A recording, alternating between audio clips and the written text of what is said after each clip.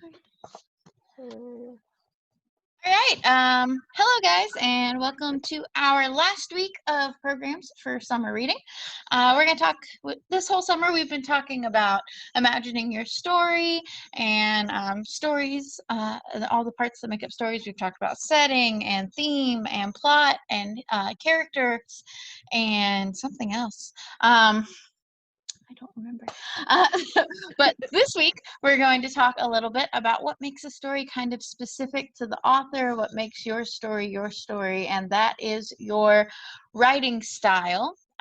But just in general, we're going to talk a little bit about style in art, style in cooking, and style in some other things as well, perhaps. So we'll get there in a little bit. First, I'm going to show you some books I think have really great, unique styles of their own. And so when we say style when we're in writing, we're talking about several things. We're talking about format, so the way that the book is set up, the way that your text looks on the page. That's one way you can play with style. Another thing is word choice. So the way that you say things, if you're writing, maybe using things like colloquialisms, which is basically a fancy writing word to say the way the dialect or the way people speak in a certain place, the slang that like slips into their language and stuff.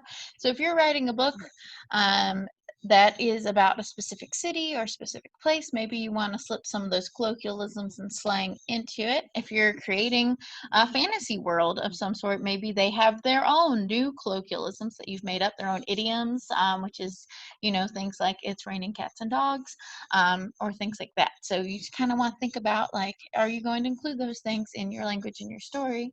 But maybe you're writing a paper for a class, and that style is going to be really different. If you're writing a persuasive essay, you're going to try to convince people of things, but you're going to want to use words that are more academic in nature. You're not going to want to be like, hey, yo, this is why water is called H2O. Like, you don't want to do that in a paper. So you want to make sure that your style is reflecting what you want to get across. So I'm going to talk about fiction because I like fiction best.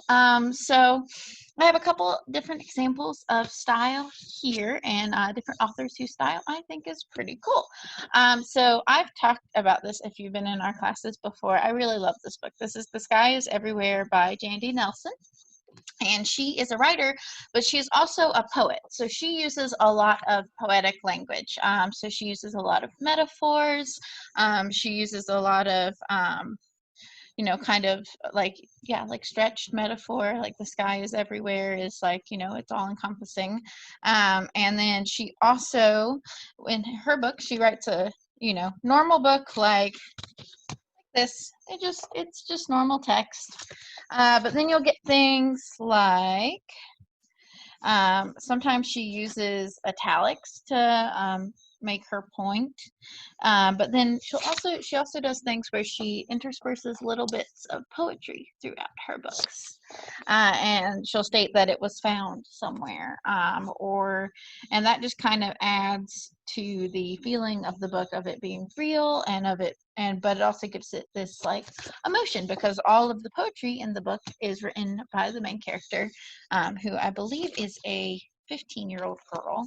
And so you get an insight into the character without the author laying it out in the normal text. And so that's one way to get to do style, style with formatting and style with the way that you paint with language.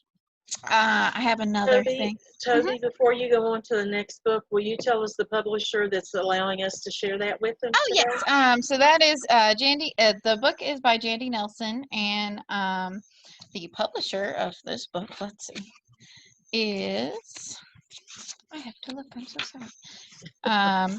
It is from Speak, which is an imprint of Penguin and Random House. We have lost Olivia, so Okay. I'll wait just a minute.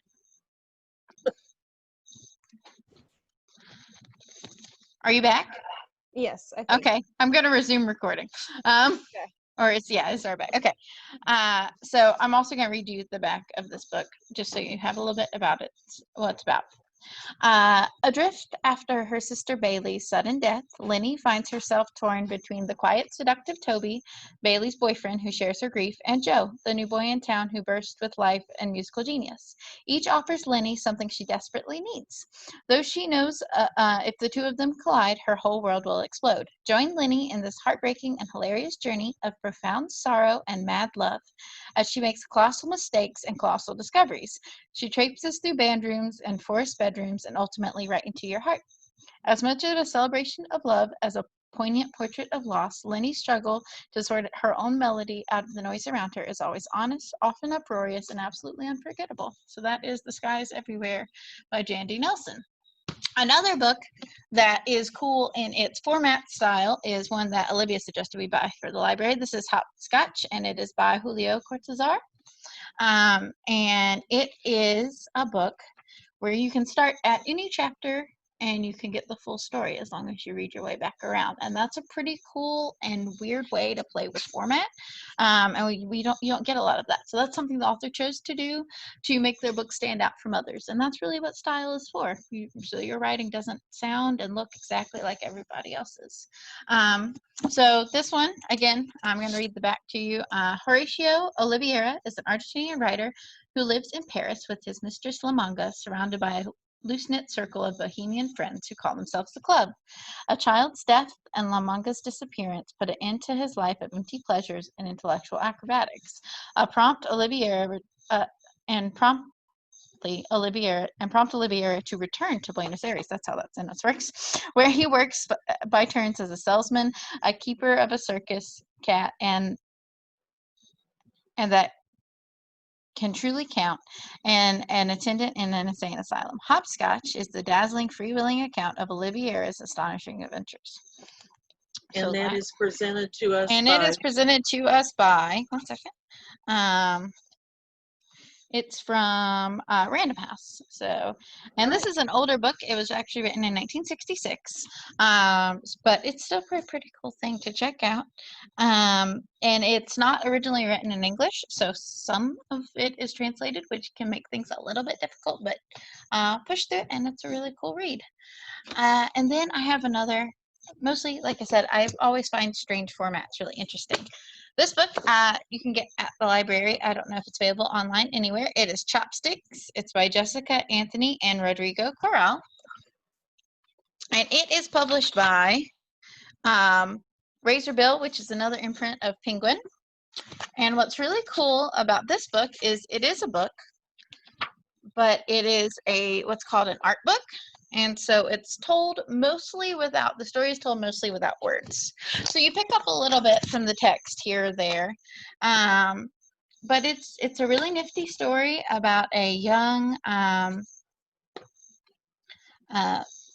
pianist who has been working most of her life to be great at her art. And a boy from Puerto Rico that she falls in love with. And it's the story of kind of how their lives go. But it's pretty cool that it isn't how you would normally think of a book you would find in the library. Like the pages, you don't get full pages of text or things like that. But there's still definitely a story there. And I just think it was a really nifty way for this writer to approach telling a story, because the author would still have to write the things here. So this one here, this is an excerpt from a newspaper. It's a fictitious newspaper article that doesn't exist. So the author would have had to write that, and then they just took it and put it in with all of these photos in order to make the story kind of go together. Anyway, it was really cool. This is one of my reads from this summer, and I thought it was very fun. So those are some different ways that you can play with style with format. And again, thinking about style in terms of language, all you really have to think about is how different like maybe something you read for a class is from something that you read for fun, or those kind of things. When you're reading Shakespeare, it sounds very different from when you're reading like Queen of Hearts. That's a different world of language. So it can run the gambit. But I do have a book I want to share with you today. It's by one of my favorite newer authors. It's by Elizabeth I'm just going to share it with you before I butcher her name, so I can actually look at it. But she is known for her book, The Poet X, and I believe this is her second book that she has written. It is called With the Fire on High, and her name is Elizabeth Acevedo. And this book is from Harper Teen Publishers. It's an imprint of the HarperCollins Publishers as well.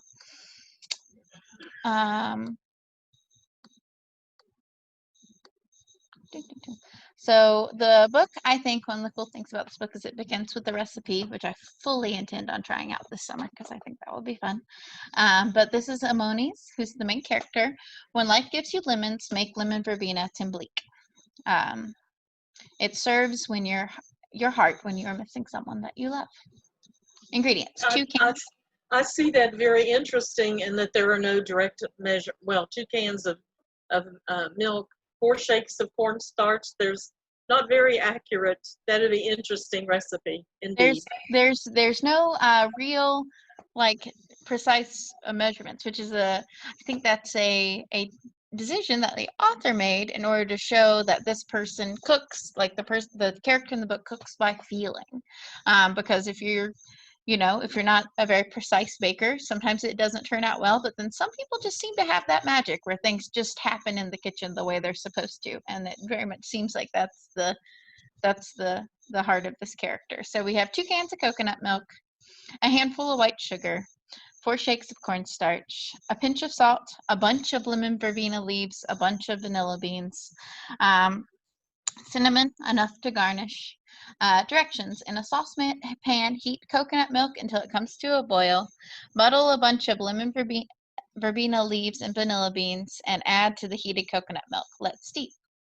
After 15 minutes, mix the infused coconut milk, salt, sugar, and cornstarch, and stir the mixture until the cornstarch is completely dissolved. Let the combined ingredients come to a boil and keep stirring until the mixture begins to get pudding thick. Pour into that's again one of those imprecise things of you just have to have a feeling for it. And so again, I think this author is really using her language and using her style to convey that that's how this character is. And that's one of the things you can do with style, is convey like a very specific point. Pour into a big cereal bowl and cover with plastic wrap. Place in the refrigerator for 5 hours. After removing the mixture from the cereal bowl mold, sprinkle with cinnamon. Best eaten on a cold day while daydreaming about palm tree leaves and listening to a Hector Lavoe classic. So that's the opening to this story. I'm going to read you the first couple of pages, and we'll talk a little bit about kind of the things that she has done. Baby girl doesn't even cry when I suck my teeth and undo her braid for the 4th time. If anything, I'm the one on the verge of tears, since at this rate we're both going to be late.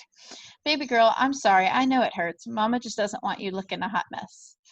And she seems unfazed by my apology, probably because thing 1, I'm not braiding tight enough to actually hurt her, which is why her hair is all loosey lopsided. And thing 2, baby girl is watching Moana, and she loves Moana. So long as I let her watch Moana, she'll let me play with her hair until the kingdom come. Thank goodness Angelica lets me use her Netflix account. I lean in closer to the edge of the sofa so I can snatch up the baby hairs at the front of her head. This is the hardest part, and I have to start the braid tight and small to get it right. Amoni, vite, it's time for you to head out. I'll fix her hair. I don't even look over at Beulah standing by the staircase, or Abuela standing at the staircase that leads to the 2 upstairs bedrooms. I got it, Abuela. It's almost done. You're going to be late for school. I know, but I trail off, and it turns out I don't have to say it because, in her way, Abuela always understands. She walks up and picks up a comb where I set it on the couch. You wish you could be the one taking her. I nod and bite my bottom lip. I worked so hard to get baby girl into a good daycare, and despite the long wait list, I kept calling and stopping by Mama Clara's, the woman who runs the child care, until she snuck us into an opening. Now that baby girl is actually going, I'm freaking out. In her entire 2 years on Earth, baby girl has never not been with family. I braid the very tip of her hair. The design is simple, some straight backs with a pink tie at the end that matches baby girl's outfit. Little white collared shirt and a pink pullover. She looks adorable. I wasn't able to buy her more than 3 new outfits for daycare, but I'm glad I splurged on this one. I pull baby girl's chair around so we're face to face. I catch her trying to sneak a peek of Moana out the corner of her eye. Even though my chest is tight, I giggle. Baby girl might still be young, but she's also going to be real slick. Baby girl, Mama needs to go to school. You make sure that you're nice to the other kids and that you pay attention to Mama Clara so that you learn a lot, okay? Baby girl nods as if I've just gave her the most serious Jada Pinkett Smith success speech. I hug her to my stomach, making sure not to nuzzle her too tight and fuzz up the little braids I spent an hour doing. With a final kiss on her forehead, I take a deep breath. I grab my book bag off the sofa, making sure to wipe down the plastic cover so Boyla doesn't get annoyed with me. Boyla, don't forget her snacks. Mama Clara says we need to supply them every day. Oh, and her juice. You know she gets fussy. As I walk past Boyla, I lean in real hush-hush. I also packed a little bottle of water. I know she doesn't like it as much, but I don't want her only drinking the sugary stuff, you know? Boyla looks like she's trying to swallow a smile as she puts her soft hand on my back and guides me towards the door. Look at you trying to give me lessons on parenting. Nina, please. Like I didn't raise you and your father. Boyla gives my back a squeeze, smooths my hair bunned up high on my head. She's going to be fine, Amoni. Just make sure that you have a good first day of school and be nice to the other kids. Learn a lot. I lean in close for her to take for a quick second to inhale her signature vanilla scent. Benediction, Boyla. Kidos to Binga Nina. She swats me on the booty and opens the front door. The sound of West Allegheny Avenue rush in to greet me. Cars honking, buses screeching to a stop. Rapid Spanglish yelled at the corners as people stopped to greet one another. And mothers calling out last minute instructions to their kids from open windows. The door closes behind me for a second and I breathe. My breath catches in sync with the lock. Every simple love of my life is behind this one wooden door. I press my ear against it and hear a clap of hands. Boyla says in a high, cheery voice, "Okay, baby Emma, today you're going to be a big girl." I pull the straps of my backpack tighter, give myself that same pep talk as I race down the stairs. Okay, Amoni, today, time to be a big girl. So that is With the Fire on High, again by Elizabeth Acevedo, and she is a Puerto Rican, I believe she's a Puerto Rican American author, Dominican American author, and she and I highly recommend the Poet X. It's great, and if you get the audiobook, you should do that as well because it's actually her reading it, and she has a phenomenal reading voice. So that's my bit on that, and then so. This week with the littles, with the smaller kids, we've talked a lot about banquets. And when we were doing this in the library, we were going to have a big end of year masquerade ball banquet thing, which unfortunately we can't do this summer. But me and Miss Annette have learned a lot of really interesting things about medieval feast this week. And so we'll talk about that after we're done.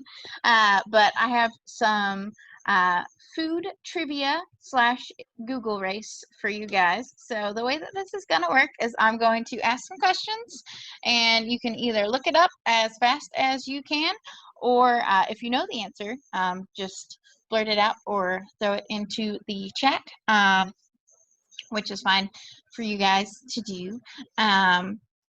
And then for those of you watching at home, we're just going to give you a couple of seconds, maybe about 30 seconds, and then we'll reveal the answer.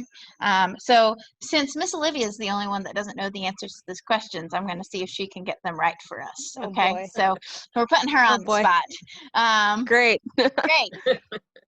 But then also, so we'll just give you guys a few seconds for those of you at home to follow along.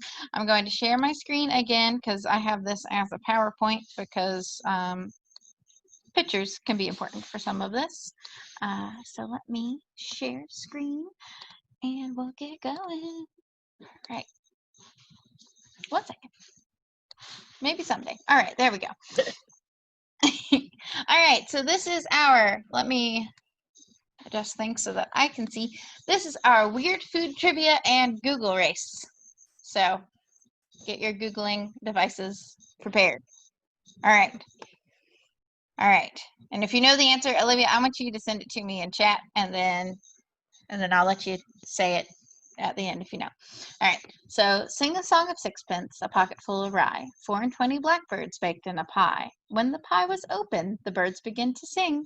Wasn't that a dainty dish to set before the king? Did people really bake live birds into pies in the Middle Ages? Give you a few minutes. You know, write your answer down if you're playing along at home. If you can get it without using Google, if you can get the correct answer without using Google, you get 2 points. If you're using Google, don't cheat, you get 1 point. All right, I got something. Chat. Okay.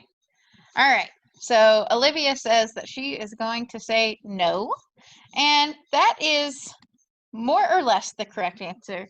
Not really. However, fake pies were made with live birds in them. So they would bake the pie crust and the pie top, and then they would put the birds in afterwards so that they could let them out, which is, I hope no one ate that. That's a little gross, like, you know, the pie crust. But they did do that. But also meat pies were really common food stuff in the Middle Ages. So while they might not have baked live birds into pies, they very well might have put bird meat into pies, something like a chicken pot pie like you would get now. You can still order meat pies now, but they're not super popular in America. They are popular in Europe still, but meat pies were pretty common food stuff in the Middle Ages.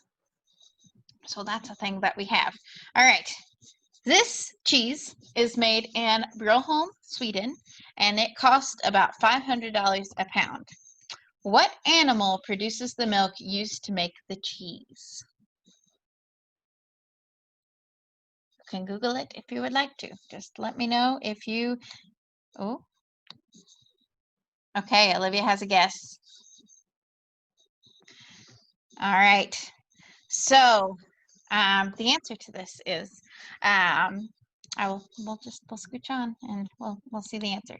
So it is a moose. But they don't actually have a word for moose in Sweden.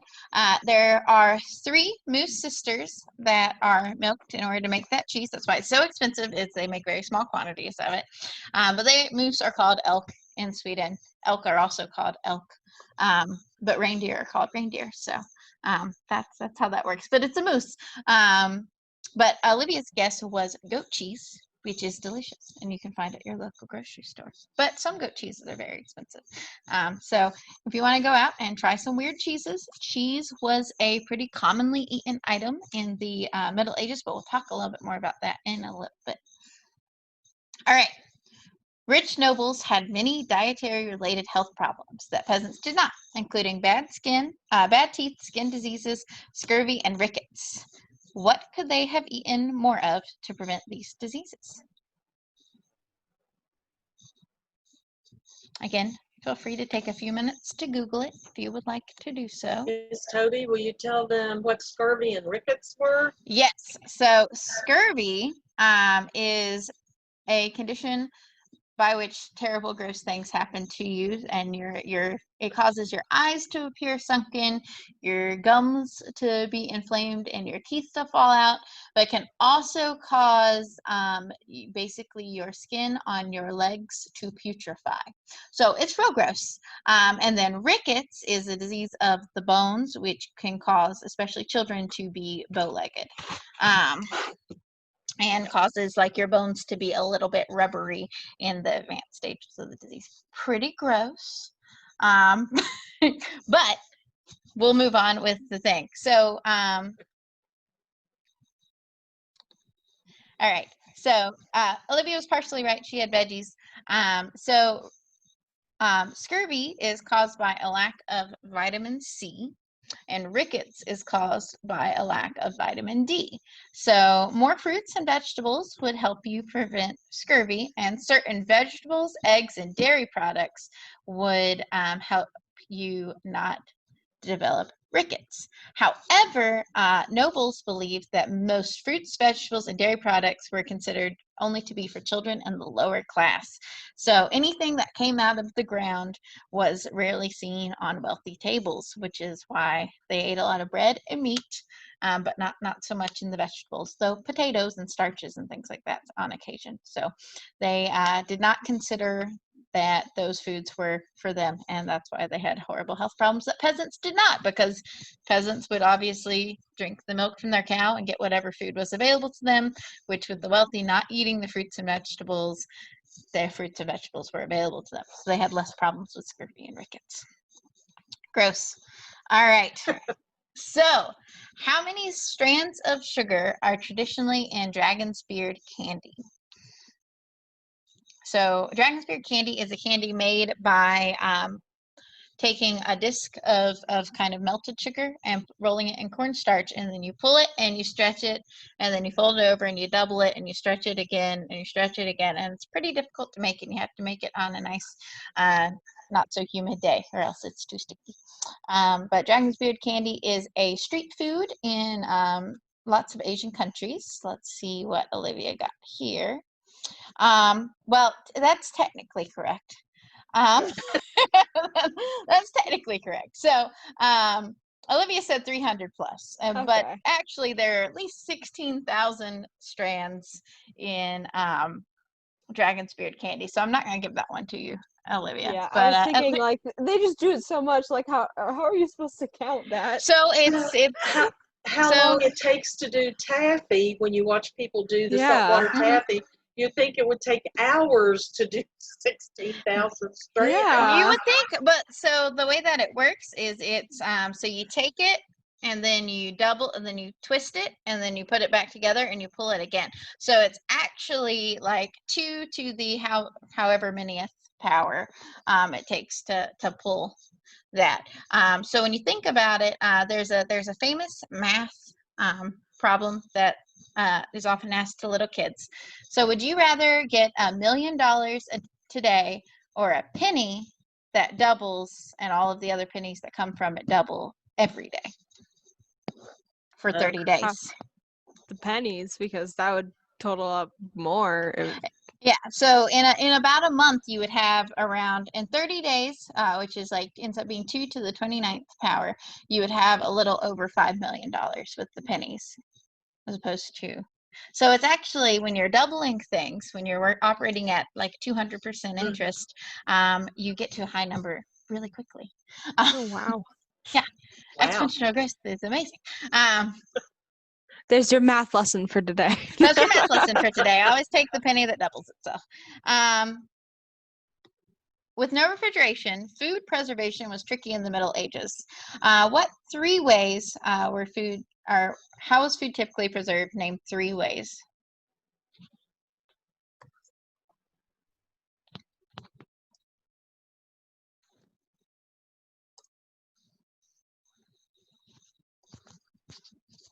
Remember, you're allowed to Google it. You just get half points. So let's say this question is worth 3 points total or 6 points total because there are 3 answers. You get 3 for Googling them, or 6 if you get them all right without Googling them.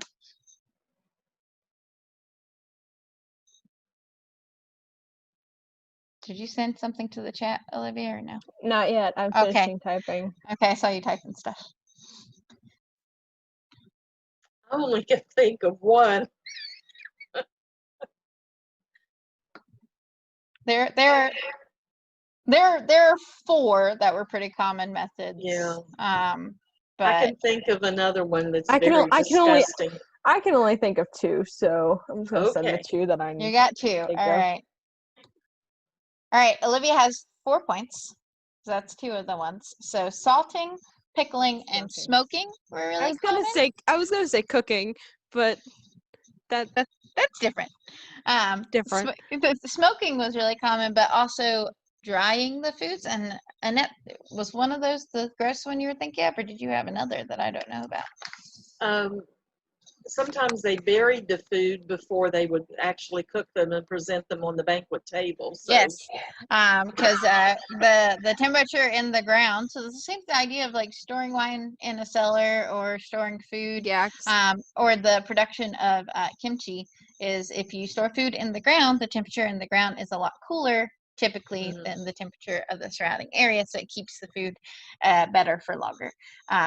Especially if you live in a cold area. I know in areas where like Norway and Sweden and where you have permafrost and things like that, it was really common to bury food in the ground because it basically acted as a refrigerator during the winter. So that's how that works. That's the way you do it. All right. What is the fear of getting peanut butter stuck to the roof of your mouth called? I'm pretty sure my sister knows this. But You can phone a friend if she's yeah, she's in her room. I'm gonna Google that.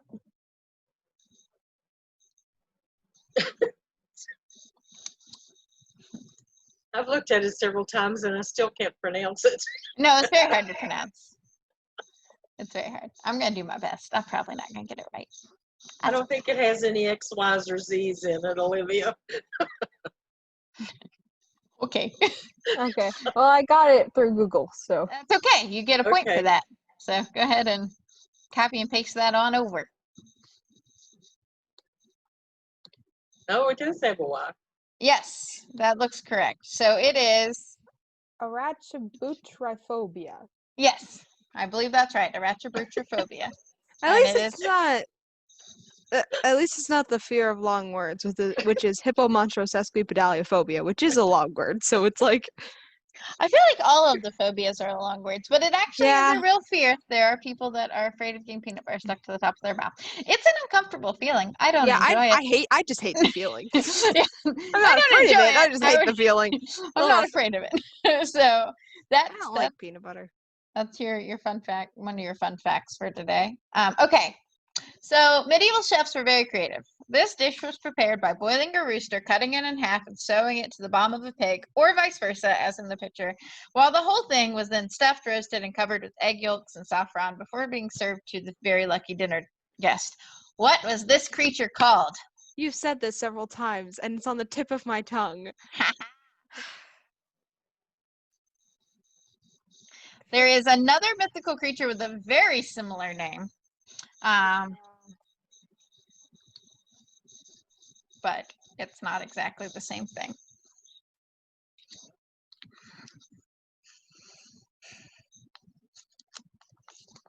Look, I did a lot of research this week for these questions, so.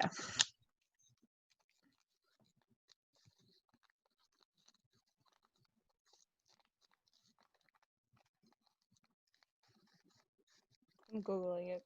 You're Googling it? Aha. Okay. Yes, okay. I found it. Hope you have the right one.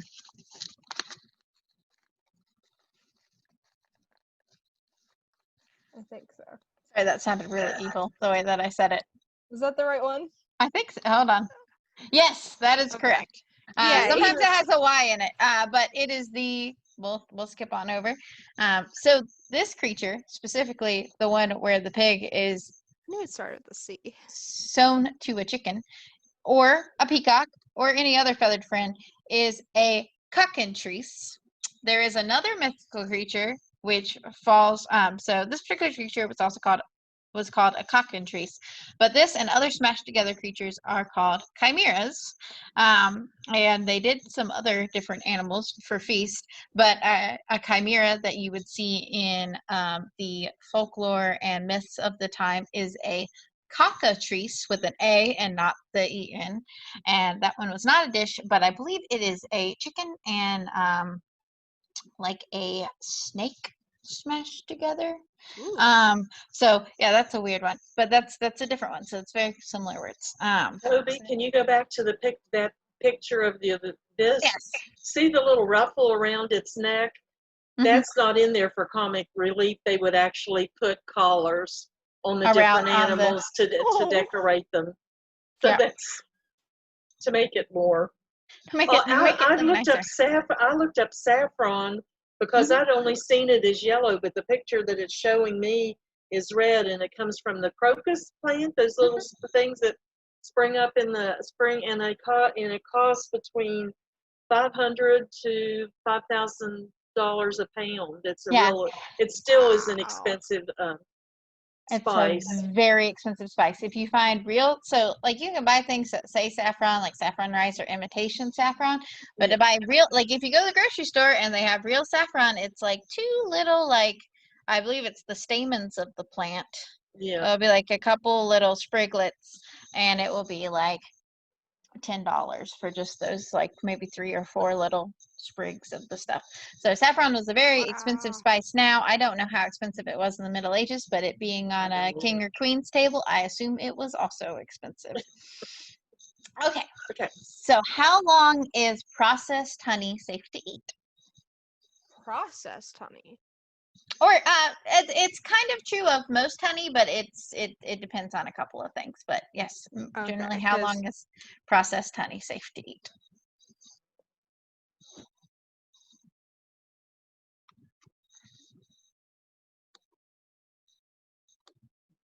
Yes, that is correct. So Okay.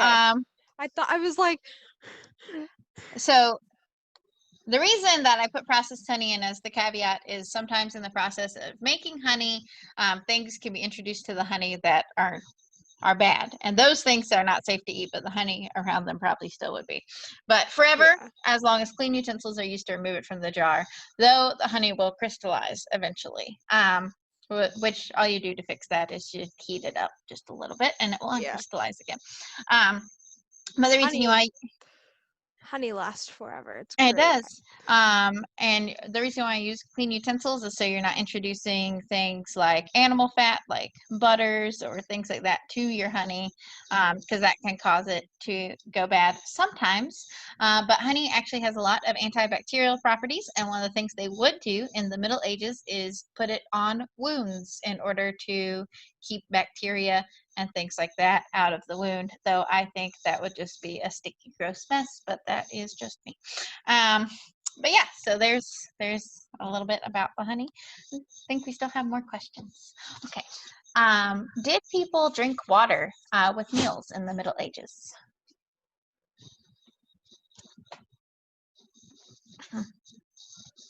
I actually know this.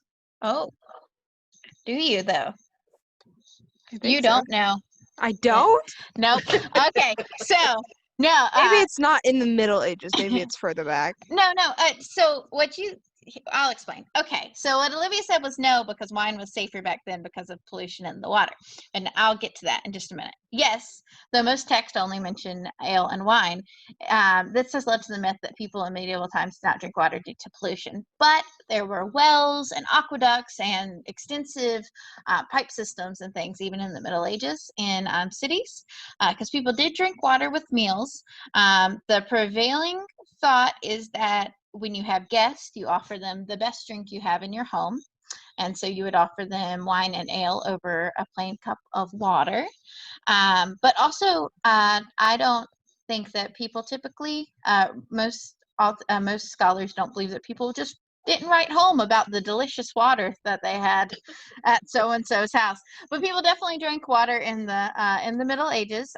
But there is a common myth that people didn't due to pollution, but that's just not necessarily true. It just has to do with the fact that for so long people would only read text and be like, well, they only ever talk about wine, or they only ever talk about ale. But we know that people had systems for getting water, for clean drinking water and things at that time. So yes, but people did get sick from drinking polluted water in the Middle Ages, but that did not stop them from drinking the water. So that was a fun one. Okay, when and where were fortune cookies invented? I think I know this. It's somewhere in my vast, useless information trove. In your useless information trove. Yeah, I've read it somewhere, but I'll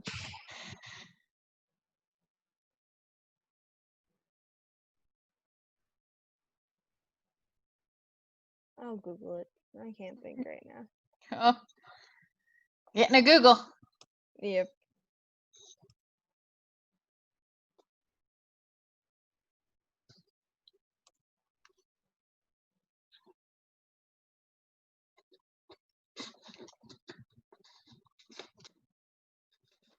No, I don't want to order fortune cookies.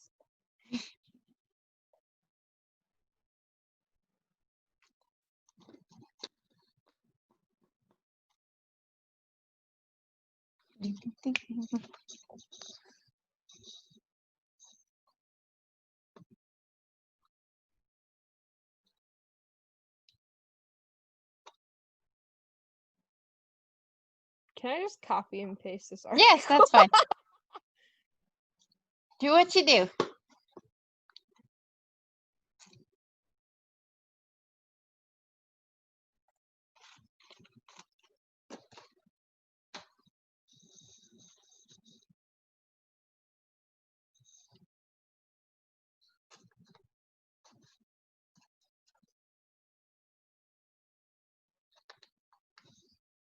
There it is. Okay. Okay. I mean, I'm sure you're gonna be right. There you go. You have that whole little. I got a whole blurb. 1 second. Got a let me whole open it. blurb. I got a Okay. blurb. Okay, so first person. Okay, so that is actually up for some debate. But yes, it was the early Yeah. 1900s in San Francisco. So I guess urban legend or legend has it that there are two families. Well, that's not legend. There are two families that to this day debate the invention of the fortune cookie, and it is a family that in the early 1900s in San Francisco, there was a family that ran a Chinese restaurant and a family that ran a Japanese restaurant. And both seem to arrive at the idea of fortune cookie around the same time. So it has been a long running and vicious argument. And I believe there was a court case as few as like maybe less than 10 years ago that was built around deciding this, and they still didn't figure it out. So we don't know Oh wow. which one of them invented it, but it was invented in the early 1900s in San Francisco. So that's 120 years Yes. that they're still. And they're still really commonly served, and people still really regularly believe that they were invented in China or in Japan, and that's not true. They were invented here in the U.S. But there's I have a link here that you guys I'll throw into the chat and I'll send out later this week. But they're foods inspired by books if you want to try to make some famous books, famous food from books. I believe the like beetroot pie from Redwall is in there, and a bunch of other cool activities. Well, let's look for a moment. So here's some of the foods you can learn to make. Marilla's raspberry cordial from Anne of Green Gables. Deeper and Ever turnip and tater and beetroot pie from the Redwall series. There's a recipe for butterbeer. Butterbeer. From Seed Cake from Jane Eyre. Pickled limes from Little Women. Turkish Delight, if you want to make that at home. Ooh. Ginger Water from The Long Winter, which is part of The Little House on the Prairie. Limbaugh Bread from the Lord of the Rings trilogy. I'm pretty sure it won't keep you alive for many days, but it might be delicious. Cheese and Toast from Heidi tells you about how to make a soft spreadable cheese. And so those are some of the fun activities that have been inspired by books. So yeah, that's more or less all I've got for this week, and we managed to take up most of the time. So yay! Thank you for joining us this summer for the summer library program. We hope to see you some more this fall. We're gonna have some different activities, most likely. So just thanks so much for joining us. Make sure you get those books logged. Yeah, and remember the code. Yes, make sure you get your books logged in before the 17th at midnight, or else they won't count. So don't put them in after that. But do put them in before that. Because on Monday the committee gets together and we'll do the drawing of the winners, and on Tuesday, look for us on all the social media. On Tuesday, we will reveal the winners of all of the prizes. It will be on our YouTube, so join us there. Yes. So what was that? Yes. And then our code for this week is Land of Kings and Queens in all capital letters. So Land of Kings and Queens. Don't forget, put it in there. Get your code. But that's all I got for this week. Just make sure you get in and you get those books logged. very important. And work on developing your style in whatever it is you do. If you cook or you draw or you write, whatever it is you're doing, make it you. So that's all I've got for this week. Thanks, guys, for joining us, and we'll see you later. Bye. Bye. Bye.